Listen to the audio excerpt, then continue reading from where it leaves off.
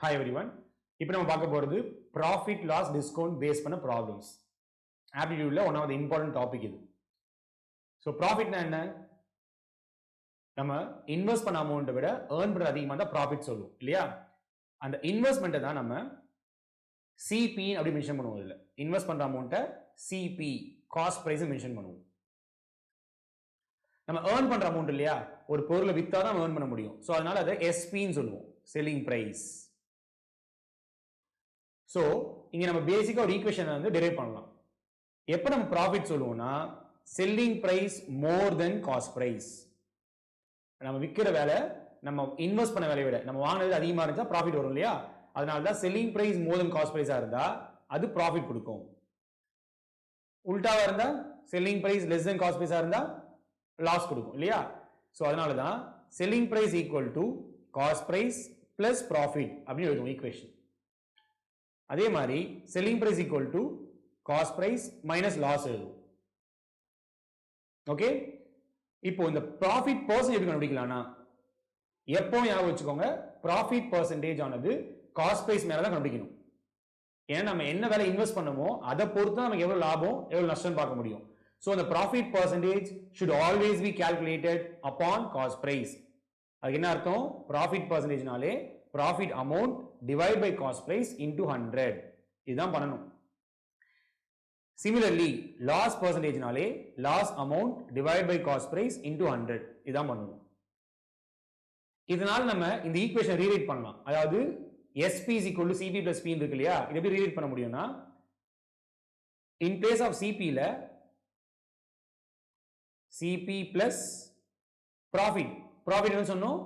Profit percentage of CP கண்டுபிடிப்போம். இப்போ எது காமனா இருக்குதுல? CP காமனா இருக்கு. அந்த CP எடுத்துட்டோம் அப்படின்னா 1 plus P% வரும். இது ஒரு முக்கியமான வெர்ஷன். செல்லிங் பிரைஸ் எழுத முடியும். Cost price into 1 plus P%. உதாரணத்துக்கு ஒரு சம்ல 80% ப்ராஃபிட் கொடுக்குறாங்கன்னா அப்ப selling price equal to 180% of cost price எழுதலாம். ஏன்னா ஏற்கனவே 1 இருக்கு வந்து பாருங்க. ஏற்கனவே 1 இருக்கு. ப்ராஃபிட் பர்சன்ட் 80% மாத்தணும்னா இந்த 1 என்ன பர்சன்ட் தெரியும் நமக்கு? 1னா 100%. அப்ப என்ன ஆயிடும்? ப்ராஃபிட் இஸ் 80% சொன்னதுனால SP is equal to 180% of CP எழுதலாம். அதே மாதிரி தான் இப்ப லாஸ் கொடுத்தாங்கன்னா CP காமனா எடுத்துட்டா 1 மைனஸ் லாஸ் பர்சன்ட் வரும். 10% லாஸ் சொல்றாங்க அப்படின்னா SP is equal to 90% of CP எழுதலாம். இந்த இன்டர்பிரேஷன் இப்படி எழுத முடியும்ன்றது நமக்கு எல்லாருக்கும் தெரியணும். 20% ப்ராஃபிட் கொடுத்தாங்கன்னா very good.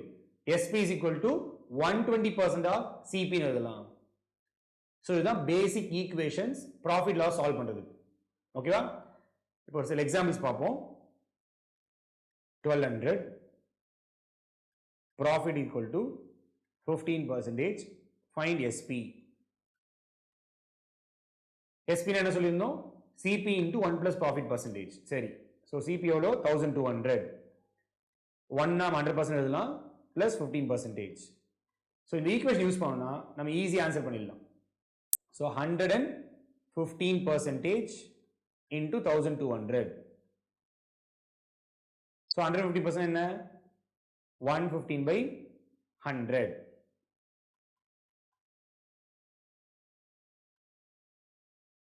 One 5 divided by 100 into 1200.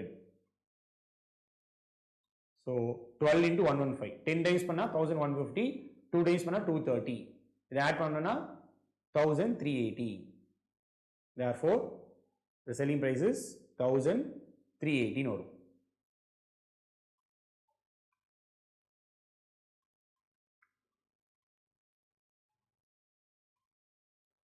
இப்படி பேசிக்கா ஈக்குவேஷன் சால்வ் பண்ணலாம். ஓகேவா? இன்னொரு எக்ஸாம்பிள் பார்ப்போம். Cost price is not given கண்டுபிடிக்கணும். Selling price is 1080, profit 20%. அப்ப என்ன பண்ணலாம்? SP is equal to 120% of CP எழுதலாம். ஸோ 120% ஆஃப் CP என்ன வரும்? 6/5. So SP is equal to 6/5 of CP. நமக்கு CP தான் வேணும் இல்லையா? So CP is equal to 5/6 into SP. So 5/6 into SP எவ்வளோ? 1080. ஸோ இந்த 6 டேபிள் கேன்சல் பண்ணோம்னா 1 time 48ல 8 times and 0. So 5 into 180 என்ன வரும் 900. Therefore cost price is 900. So percentage கொடுத்து cost price கொடுத்தாங்கன்னா இந்த மெத்தட்ல சால்வ் பண்ணோம்னா நமக்கு ஆன்சர் குயிக்கா வரும். ஓகேவா? இதுவே லாஸ் கொடுத்தாங்கன்னா 1 plus பதிலா 1 minus போட்டுருப்போம். இதுதான் இந்த ப்ராஃபிட்க்கும் லாஸ்க்கு டிஃபரன்ஸ். ஓகேவா? நெக்ஸ்ட் எக்ஸாம்பிள்ல டிஸ்கவுண்ட் வச்சு சால்வ் பண்ணி பார்ப்போம். காஸ்ட் பிரைஸும் செல்லிங் பிரைஸும் இருக்கும்போது ப்ராஃபிட் லாஸ் பார்த்தோம். இப்போ நம்ம டிஸ்கவுண்ட் ஒரு விஷயத்தை பேசணும் அப்படின்னா நமக்கு நியூவா ஒரு பிரைஸ் தேவை. அதுக்கு பேர் தான் மார்க் பிரைஸ். ஸோ இந்த மார்க் பிரைஸ் என்னன்னா காஸ்ட் பிரைஸ் கூட அடிஷனல் வேல்யூ, அதுக்கு பேர் மார்க்அப் வேல்யூன்னு சொல்லுவோம். மார்க்அப் வேல்யூ ஆட் பண்ணி லிஸ்ட் பிரைஸ்னு சொல்லுவோம், இல்லை மார்க் பிரைஸ் சொல்லுவோம். இந்த கடையில எல்லாம் வந்து எம்ஆர்பி நோட் பண்ணுவோம் இல்லையா, அதுல இருந்து நம்ம டிஸ்கவுண்ட் கொடுப்பாங்க. ஃபிளாட் 20% டிஸ்கவுண்ட், ஃபிளாட் 30% டிஸ்கவுண்ட் அப்படி கொடுப்போம் இல்லையா. ஸோ அந்த பிரைஸுக்கு பேர் தான் மார்க் பிரைஸ் அப்படின்னு சொல்லுவோம். ஸோ இந்த மார்க் பிரைஸ் டிஸ்கவுண்ட் கொடுக்கும்போது அதுவும் செல்லிங் பிரைஸ் எப்படி எழுதுவோம்னா 1 minus D percentage, இங்க Dன்றது டிஸ்கவுண்ட் இன்டு மார்க் பிரைஸ். ஒரே ஒரு டிஸ்கவுண்ட் இருந்துச்சுன்னா, அதாவது ஃபிளாட் டிஸ்கவுண்ட்னா ஒரே ஒரு டிஸ்கவுண்ட் சொல்லுவோம். சப்போஸ் ஒன்னுக்கு மேற்பட்ட டிஸ்கவுண்ட் இருந்துச்சுன்னா 1 minus D1 percentage into MP, 1 minus D2 percentage இன்னொரு டிஸ்கவுண்ட் இருக்கு. இதை நம்ம எங்க வேணா மல்டிப்ளை பண்ணிக்கலாம். 1 minus D1 first இல்லை 1 minus D2 first, ஆன்சர் மாறாது. இன்னொன்று இருந்துச்சுன்னா 1 minus D1 percentage, 1 minus D2 percentage, 1 minus D3 percentage into MP போடுவோம். உதாரணத்துக்கு mark price is 1500 after 2 discounts each 10%, each 10%. இங்க முக்கியமான விஷயம் என்னன்னா 2 discounts each 10% நம்ம ஆட் பண்ணி 20% போடக்கூடாது. 10% 10% ஸ்டெப் பை ஸ்டெப்பா குறைச்சிருக்காங்க. அதனால நீங்க டேரக்ட் 20% குறைச்சா தப்பது. அப்ப என்ன பண்ணலாம்? So mark price 2 discounts 10% 10%, after 2 discounts find the SP. ரெண்டு டிஸ்கவுண்ட் கொடுத்துட்டாங்க, இதுக்கு அப்புறம் SP கேக்குறாங்கன்னா SP is equal to இந்த ஈக்குவேஷன் யூஸ் பண்ணனும். 1 minus D1 percentage into 1 minus D2 percentage into MP. so 10% குறைச்சா first 90%, மறுபடியும் 10% குறைச்சா 90% of 1500. அப்ப என்ன வந்துரும் நமக்கு 9/10 into 9/10 into 1500. so 2020 cancel, 81 into 15 என்ன ஆன்சர் வரும்?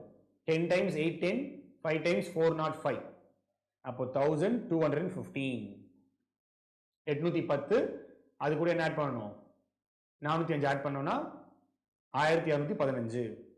சோ 1500 ரூபாய் போட்டிருந்த பொருள் 10% 10% டிஸ்கவுண்ட் கொடுத்ததுக்கு அப்புறம் 1215 ரூபாய்க்கு விற்கப்படும். இதுதான் SP. ஓகேவா? இதுதான் basic concept of profit loss discounts. இப்போ இது பேஸ் பண்ணி நம்ம சில ப்ராப்ளம் சால்வ் பண்ண போறோம். இந்த क्वेश्चन கொடுத்திருக்காங்க, cost price of 10 articles equal to selling price of 9 articles. அப்ப என்ன அர்த்தம்? Cost price of 10 articles 10 times EP equal to selling price of 9 articles 9 times SP. இதை நம்ம சிம்பிளை பண்ணா ஆன்சர் கிடைச்சிரும். என்ன ஆன்சர் வேணும்? find the profit percentage. so CP divided by SP equal to 9/10.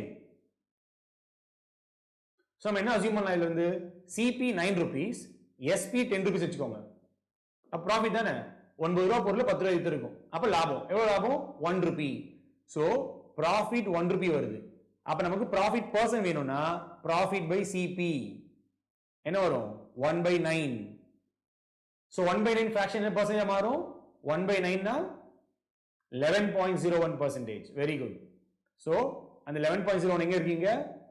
into 100 பண்ணா 100/9 வந்துரும். இதான் 11.01 வரக்கிற ஆன்சர். so option B 100/9 எழுதலாம், இல்ல 11.01% எழுதலாம். Okay, next sum. Atul sold 2 mobiles each 9,900. One mobile he gained 10%, and the other he lost 10%. Find the gain or loss in transaction. இந்த சம்ம ரொம்ப கூர்மையா கவனிக்கணும். ரெண்டுமே ஒரே ரேட் வித்திருக்கேன். ஒரு மொபைல்ல 10% கெயின் வந்திருக்கு, இன்னொரு மொபைல் 10% லாஸ் வந்திருக்கு. இந்த மாதிரி கேஸ்ல எப்பவுமே ஓவரால் லாஸ் தான்.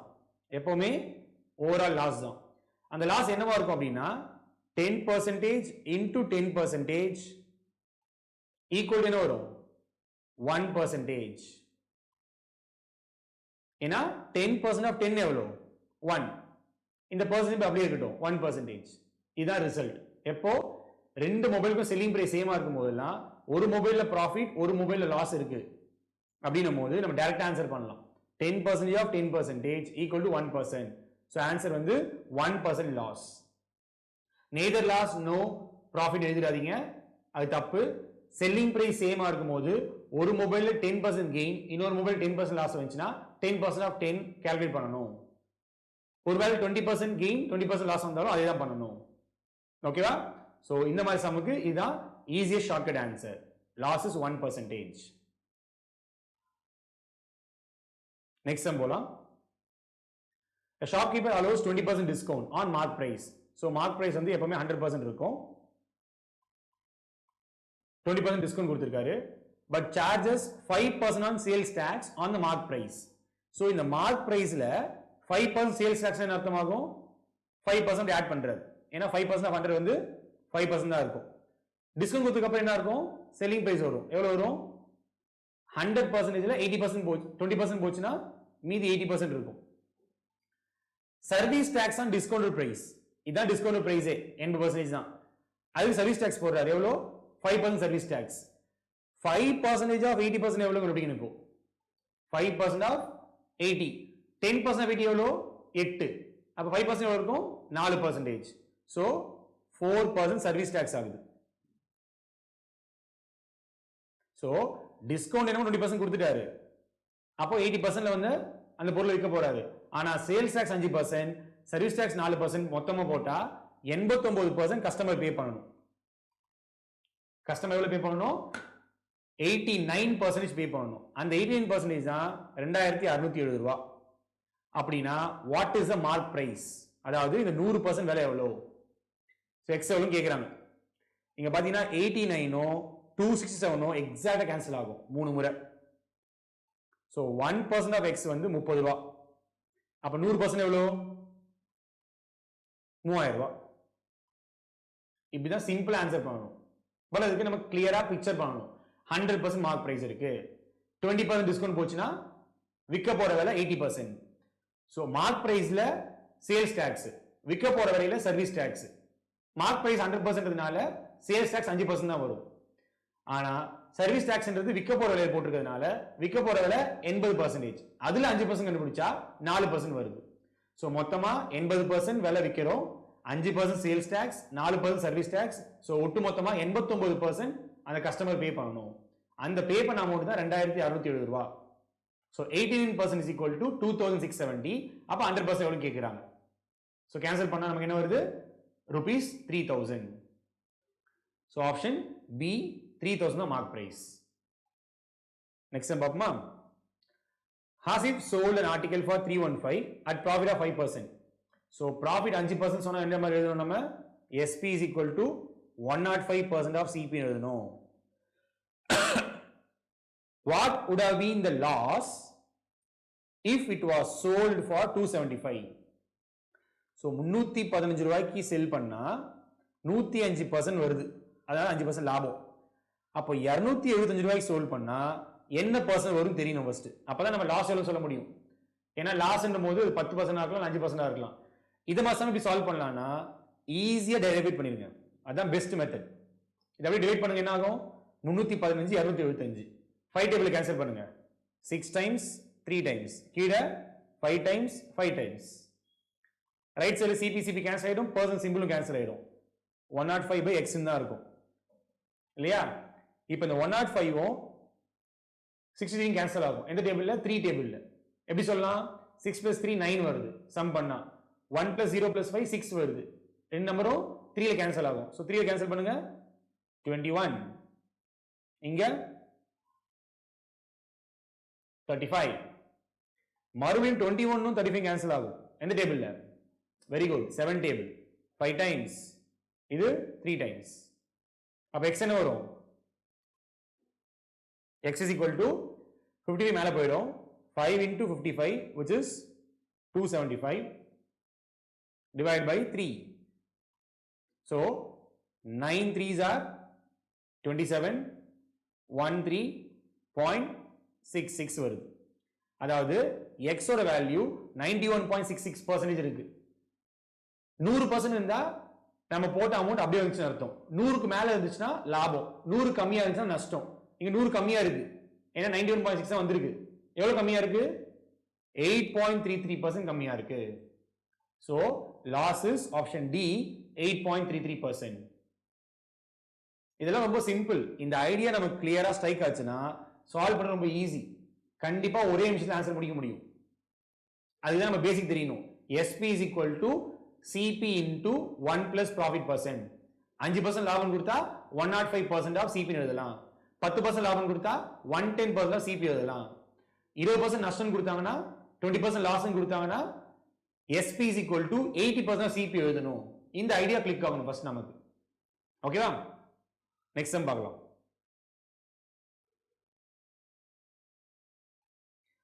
Selling price of an article is 4/3 of cost price. Find the profit or loss percent. So என்ன அர்த்தம்? Selling price equal to 4/3 of CP. யூசுவலா இப்படி வந்தா என்ன பண்ணணும்? நம்ம SP by CP இல்ல CP by SP எழுதணும். 4/3. அப்புறம் என்ன பண்ணலாம்? இது 4 ரூபா 3 ரூபா எடுத்துக்கலாம். SP 4 ரூபா, CP 3 ரூபா. என்ன அர்த்தம்? 3 ரூபா இன்வெஸ்ட் பண்ணி 4 ரூபா கிடைச்சிருக்கு. அப்ப லாபம் தானே? சோ ஃபர்ஸ்ட் என்ன கிளியர்? Profit is clear. எவ்வளவு ப்ராஃபிட்? 1 ரூபா. ஆனா கேட்டிருக்கிறது என்ன? Profit percentage. சோ ப்ராஃபிட் பெர்சன்டேஜ்னா ப்ராஃபிட் பை CP. 1 ரூபா டிவைட் பை 3 ரூபா. இது நம்ம எல்லாருக்கும் தெரிஞ்சதுதான். 1/3. 1/3 என்ன பர்சன்ட் வரும்? எஸ், 33.3%. சோ இங்க அப்ராக்சிமேட் பண்ணும்போது 33% மட்டும் போலாம். சோ ஆப்ஷன் ஏ இங்க லாஸ் கொடுத்திருக்கு, கெயின் இங்க கொடுத்திருக்கு. சோ இது மார்க் பண்ணணும். Option C 33% gain. First loss mark பண்ணிட்டேன், சாரி. ஆப்ஷன் சி 33% கெயின் தான் இதுக்கான சரியான ஆன்சர். ஓகேவா? நெக்ஸ்ட் ப்ராப்ளம் பார்க்கலாம். Milkman purchases milk at X per liter, sells it at 2X per liter. Still he mixes 2 liters of water with every 6 liters of pure milk. What is the profit percentage? இந்த மாதிரி some ரொம்ப common profit லாஸ்ல. ஆனா கூர்ந்து கவனிச்சா easy. இந்த X per liter 10 ரூபாய் எடுத்துக்கோங்க, உங்களுக்கு ஈஸியா புரியும். 10 ரூபாய் ஒரு லிட்டர் வாங்குறான், ஆனா 20 ரூபாய்க்கு விற்கிறான். 10 ரூபாய் ஒரு லிட்டர் வாங்கிட்டு 20 ரூபாய்க்கு விற்கிறான். அதுவும் இல்லாம he mixes 2 liters of water with every 6 liters of pure milk he purchase. 6 litre வாங்கினானா அது 2 லிட்டர் தண்ணி கலந்து தான் விற்கிறான். அப்போ 6 liters பர்ச்சேஸ் பண்றான், விற்கும் போது 8 liters விற்கிறான். இப்போ இதுதான் ஒரு இன்வெஸ்ட்மெண்ட். 1 லிட்டர் 10 ரூபாய், வாங்குறது 6 லிட்டர் தான். அப்ப இன்வெஸ்ட்மெண்ட் எவ்வளவு? 60 rupees. இதான் CP. 1 லிட்டர் 20 ரூபாய், விற்கிறது எவ்வளவு? 8 லிட்டர். அப்ப SP எவ்வளவு? 8 into 20, 160. இப்படி நம்ம கிளியரா பிக்சர் பார்க்க முடியும். அவங்க எக்ஸ்ன்னு கொடுத்தாங்கன்னா நம்ம கிளியரா பிக்சர் பார்க்கணும்னா 10 ரூபாயோ 20 ரூபாயோ எடுத்துக்கணும். பேசிக்கா 10 தான் எடுப்போம், 100 எடுப்போம். அதுதான் ப்ராஃபிட் லாஸ்ல ஈஸியான ஐடியா. அப்ப நம்ம பிக்சர் கிளியரா தெரியுது பாருங்க.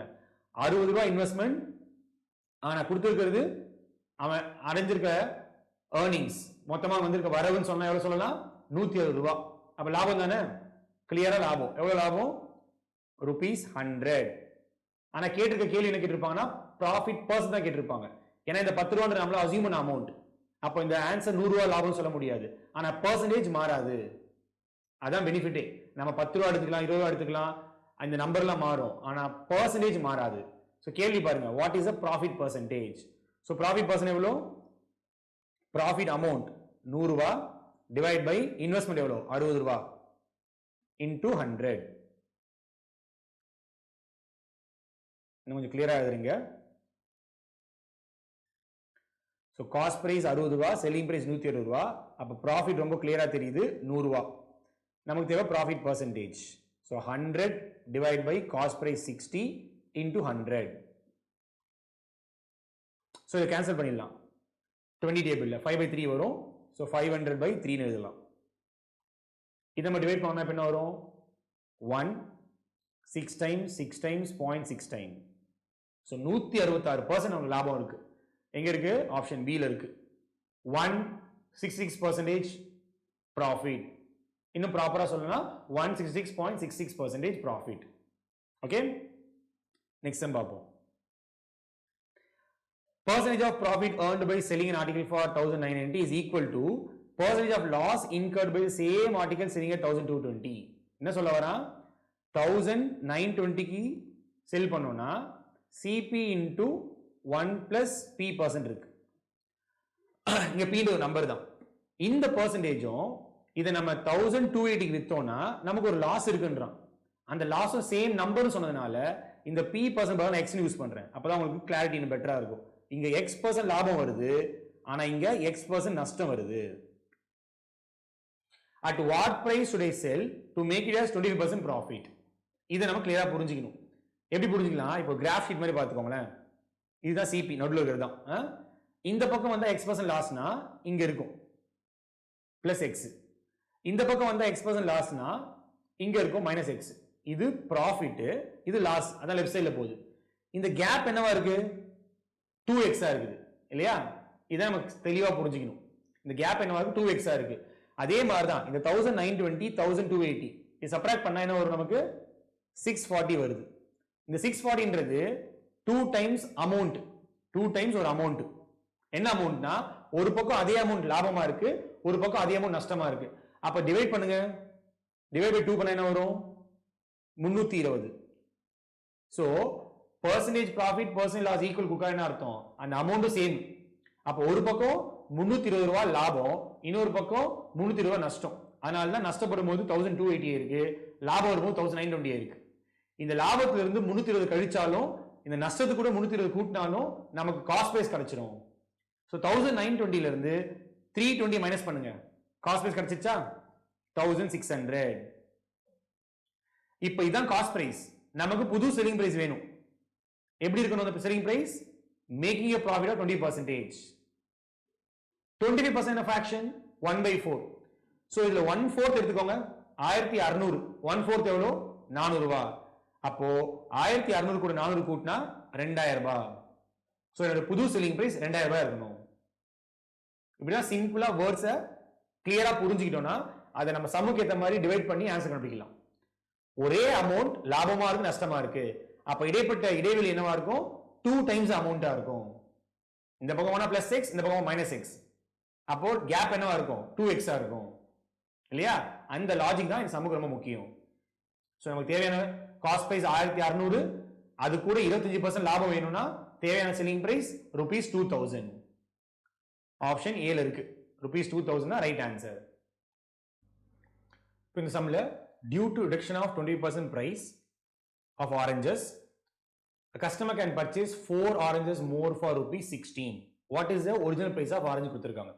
So original price வந்து நம்ம x னு வச்சுக்க போறோம்.